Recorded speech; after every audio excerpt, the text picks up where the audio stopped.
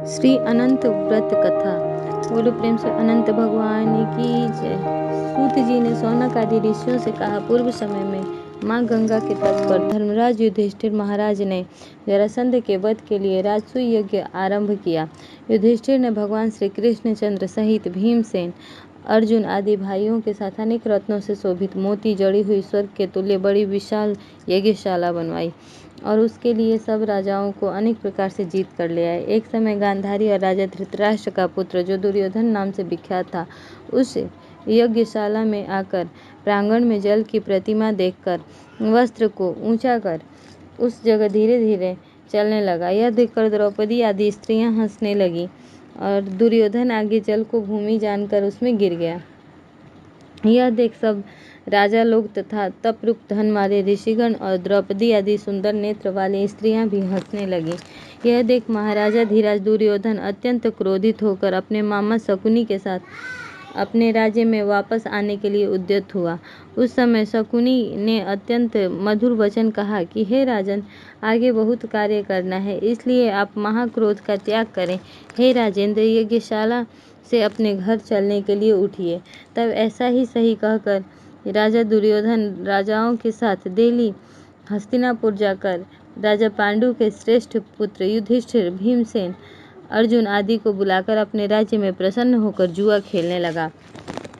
उस जुए में नहीं है छल, जिनमें ऐसे पांडवों का संपूर्ण धन और राजनीतिक जीत लिए। तदंतर भ्राताओं सहित युधिष्ठिर महान विपत्तियों को प्राप्त हो जंगलों के बीच वंचर, जो भिल्लादिक हैं, उनके सदृश रहने लगे।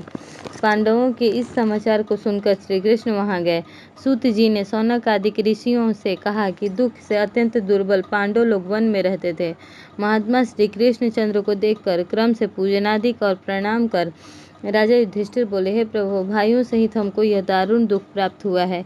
इस दुख रूपी सागर से हम कैसे छुटकारा पाएंगे, सो कहिए। हम कौन से उत्तम देवता का पूजन करें अथवा कौन सा व्रत करें जिससे हमको राज्य मिले?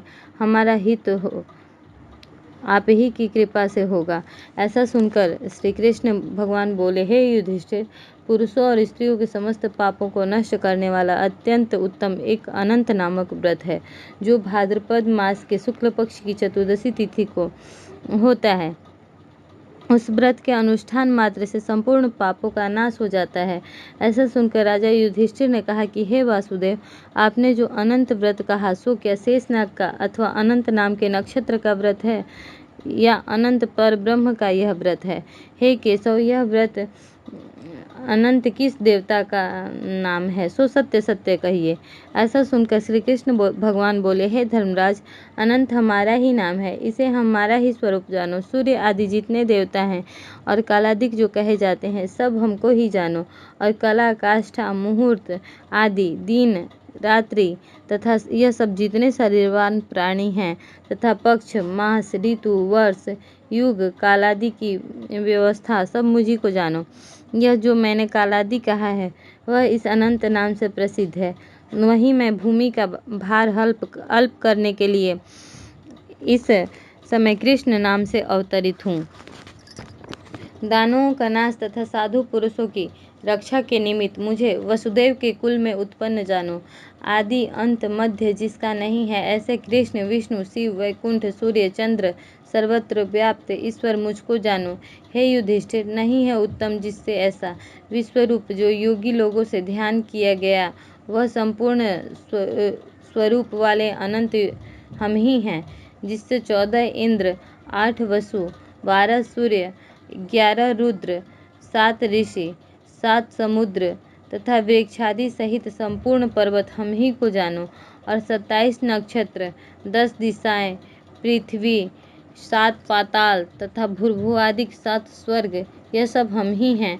इस विषय में कुछ भी संदेह न करो।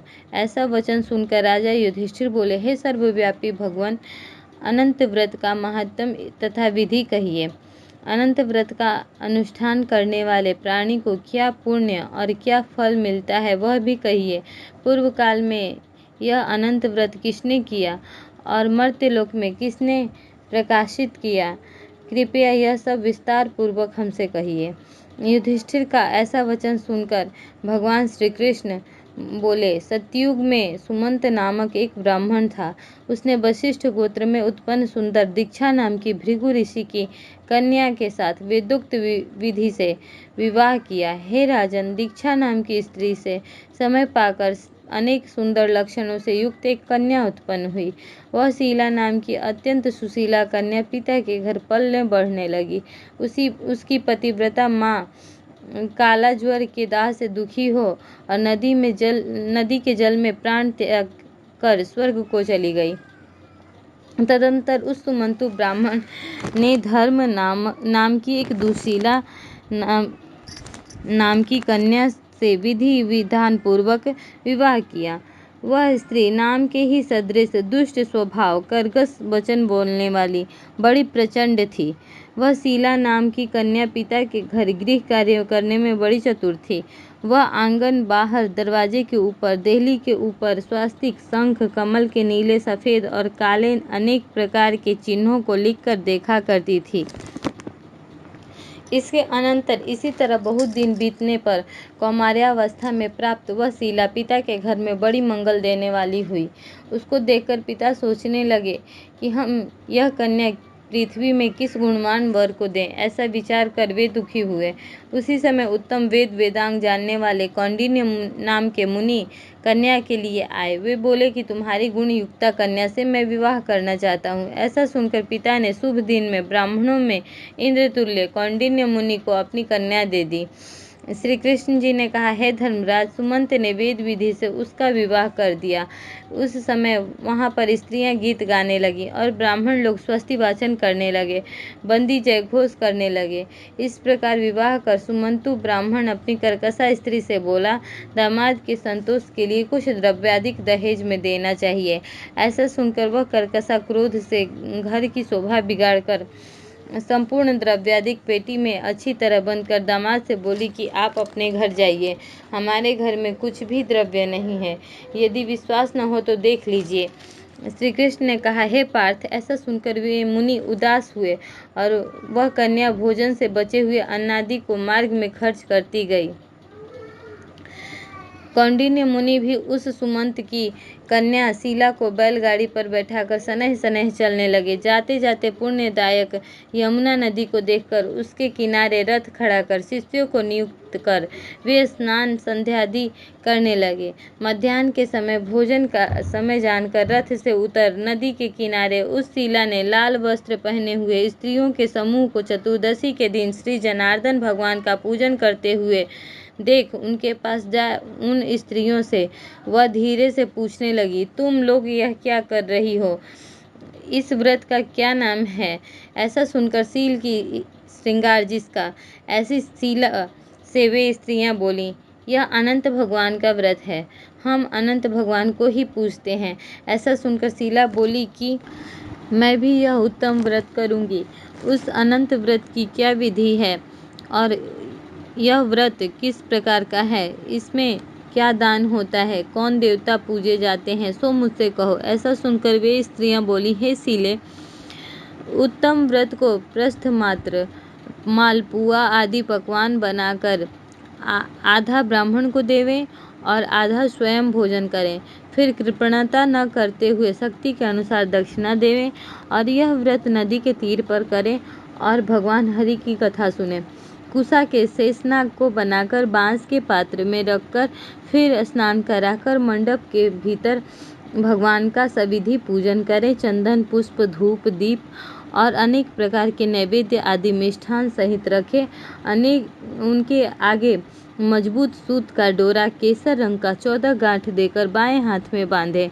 प्रथम यह स्मरण करें कि हे वासुदेव, नहीं है अंत जिसका, ऐसे संसार रूपी महासागर में डूबी हुई मुझका अच्छी तरह उद्धार करो और अपने अनंत रूप में लीन करो। हे सूत्र रूपी अनंत भगवान, आपको बारंबार नमस्कार है। ऐसा स्मरण कर सूत्र रूपी अनंत भगवान को बाएं हाथ में बांधकर स्वस्थ चित्त हो भोजन करें।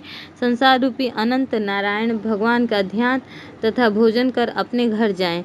हे भद्रे, यह व्रत तुमसे कहा भगवान श्री कृष्ण युधिष्ठिर से बोले, हे राजेंद्र, प्रसन्न चित्त से ऐसा व्रत विधान सुनकर वह शीला भी सुंदर डोरे को हाथ में बांध व्रत करने लगी।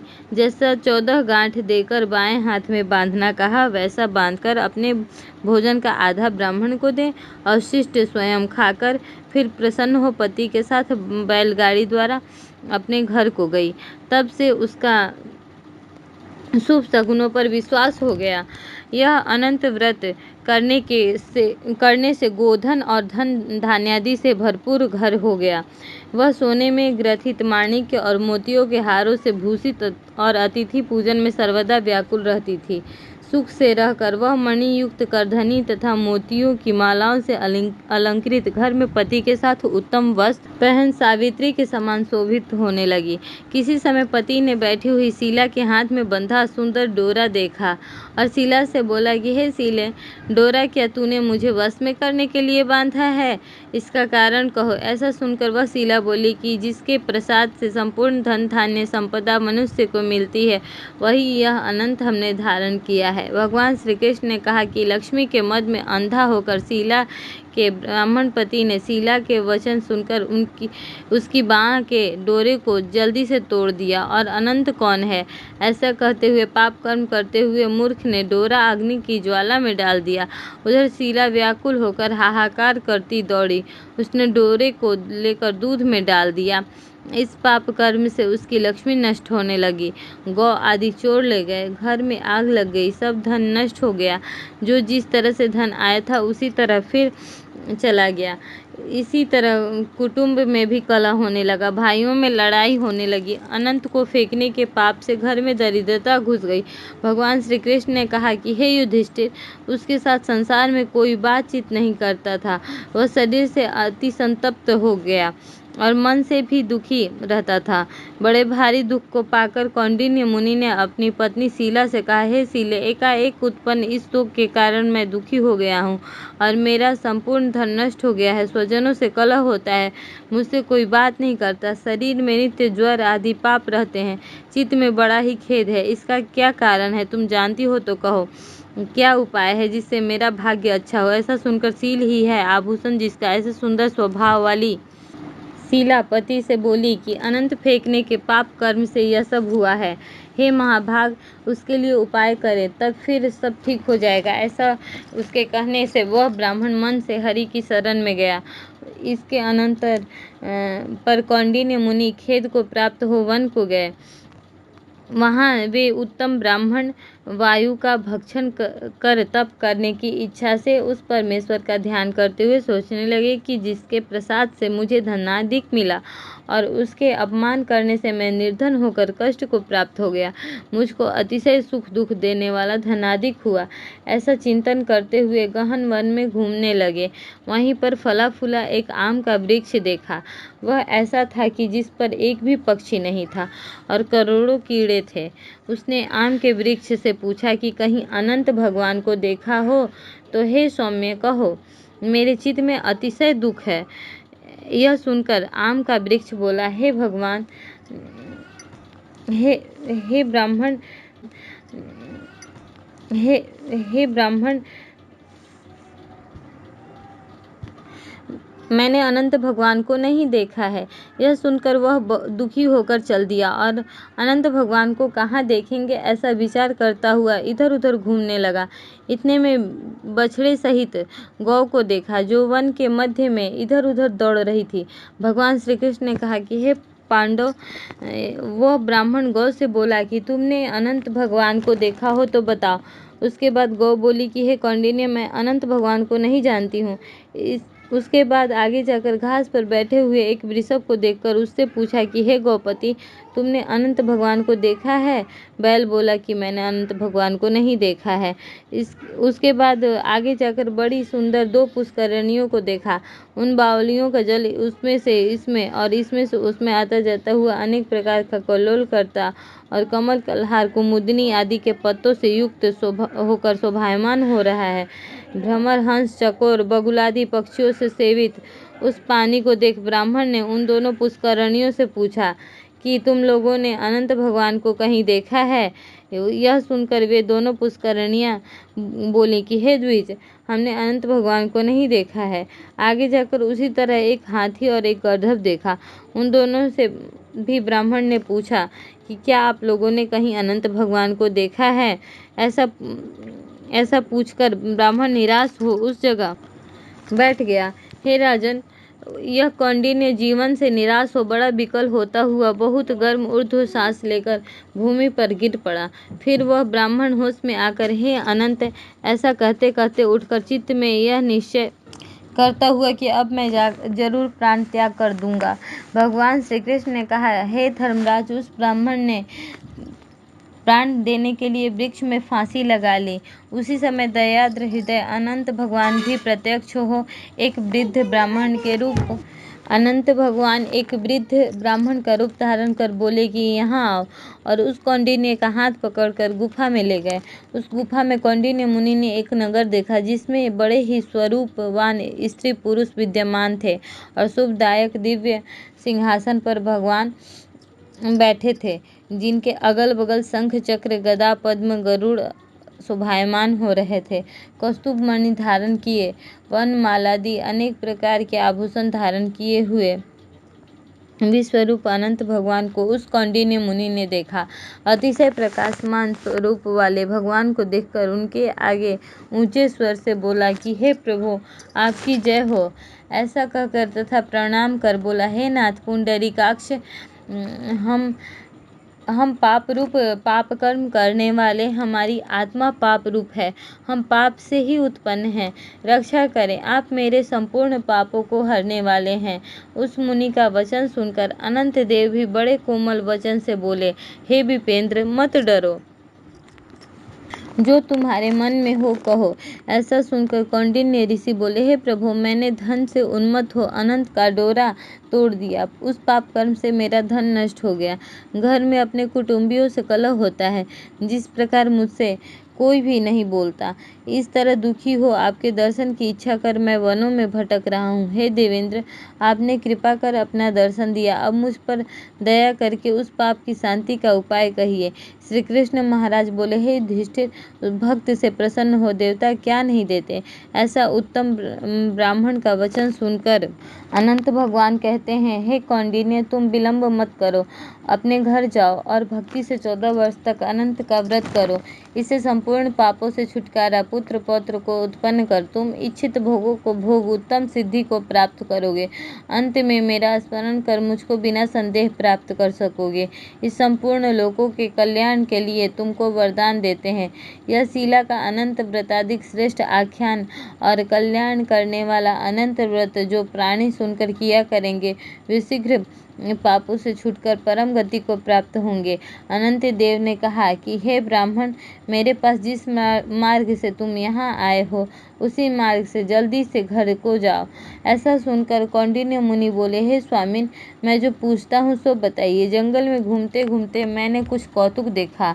हे जगतगुरु, वह कहो। वह आम का वृक्ष कौन था? वह गौ कौन थी? वह वृषभ कौन था? और कमल कुमुद कल्हार से सुशोभित परम सुंदर बड़े जंगल में मैंने 2 पुष्करणियाँ देखी हैं, सो क्या थी? वह गदहा कौन था? वह हाथी कौन था? और उत्तम वृद्ध ब्राह्मण कौन था? अनंत देव बोले कि वह आम का वृक्ष वेद विद्या को अच्छी तरह जानने वाला ब्राह्मण था। उसने शिष्यों को विद्या नहीं दी, इसीलिए वह वृक्ष हुआ। और जो गौ देखी वह बीज को खाने वाली पृथ्वी थी। और जो घास पर वृषभ देखा वह सत्यनारायण धर्म था। और धर्म अधर्म आदि जो कुछ भी परस्पर देती और लेती रहती और वेद पाठ वाले ब्राह्मण को नहीं दिया है, भिक्षुओं को भिक्षा नहीं दी, उस पाप कर्म से वे उन दोनों का जल आपस में इधर का उधर होता है। गदहा जो देखा वह क्रोध था, और वह जो हाथी था सो अभिमान रहा। वह ब्राह्मण जो रहा सो अनंत हम है, और वह गुफा जो था वह कठिन संसार था।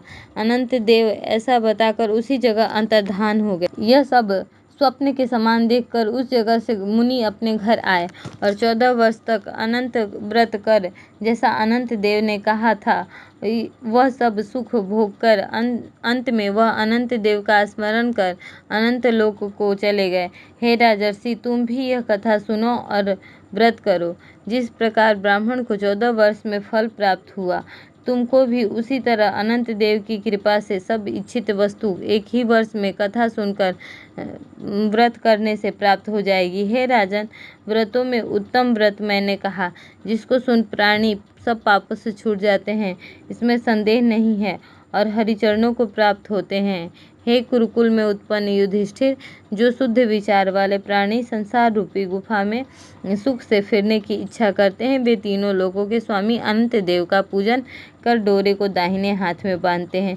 बोलो प्रेम से अनंत भगवान की जय।